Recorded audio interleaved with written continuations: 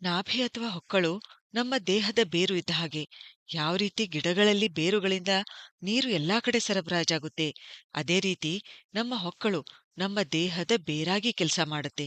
ಸ್ವಲ್ಪ ಯೋಚನೆ ಮಾಡಿ, ನಾವು ಗರ್ಭದಲ್ಲಿದ್ದಾಗ ನಮಗೆ ಪೋಷಣೆ ಹೇಗೆ ಸಿಗುತ್ತಿತ್ತು, ಉಸಿರಾಟ ಹೇಗೆ ನಡೀತಿತ್ತು, ನಮಗೆ ಜೀವನೀಯ ಶಕ್ತಿ ಯಾವ ಮಾರ್ಗದಿಂದ ಸಿಗುತ್ತಿತ್ತು?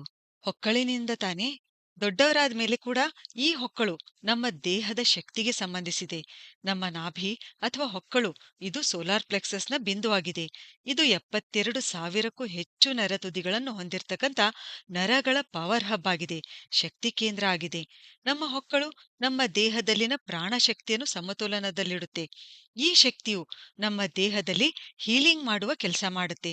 ನಮ್ಮ ದೇಹದಲ್ಲಿ ಎಲ್ಲಾ ಕ್ರಿಯೆಗಳು ಈ ಪ್ರಾಣಶಕ್ತಿಯಿಂದ ನಡೆಯುತ್ತವೆ. ಅದಕ್ಕೆ ನಮ್ಮ ಈ ಶಕ್ತಿ ಕೇಂದ್ರಕ್ಕೆ ಪೋಷಣೆ ಕೊಟ್ರೆ ನಮ್ಮ ದೇಹದ ಪ್ರತಿಯೊಂದು ನರನಾಡಿಗೆ